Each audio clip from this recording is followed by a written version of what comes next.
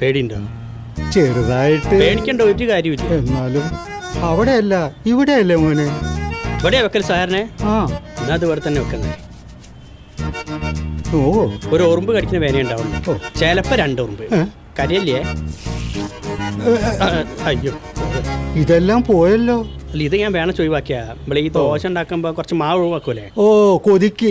അത് തന്നെ. ആ ഇവിടെ ഇഷ്ടം പോലെ ഉണ്ട് സാധനം. വേണ്ടാണ്ട് കെട്ടിക്കിടക്കുക. ഓ അങ്ങനെ. 2 മിനിറ്റ് കിട്ടിക്കഴിഞ്ഞു. നിങ്ങൾ പിന്നെ കുറച്ച് കഴിഞ്ഞ് വരും ഒരാളില്ലാത്തപ്പോ കേട്ടോ. വെറുതെ മനുഷ്യനെ കണക്കെടുത്തു. നല്ല മൊഞ്ചനായി ഉണ്ടല്ലോ.